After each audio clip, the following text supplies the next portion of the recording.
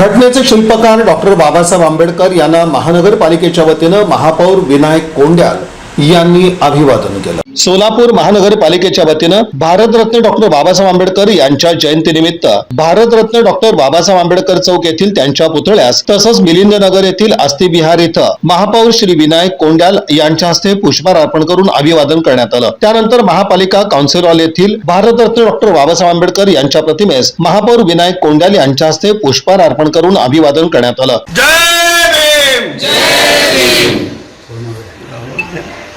विश्वरत्न doctor Babasaheb आंबेडकरांचा विजय असो।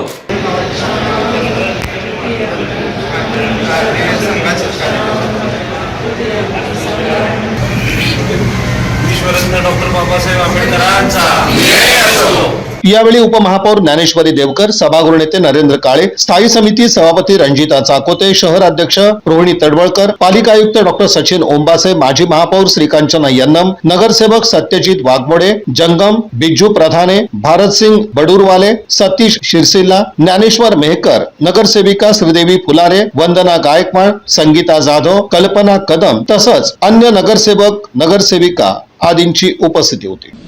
या बातमीपत्राचे प्रमुख प्रायोजक प्लॅटिनम मॉल इंद्रधनु सोलापूर। सोलापुरातील सर्वात प्रतिष्ठित इंद्रधनु सोसायटीचा नवीन भव्य कमर्शियल प्रोजेक्ट आता रेल्वे स्टेशनच्या अगदी शेजारी शहराच्या मध्यवर्ती ठिकाणी।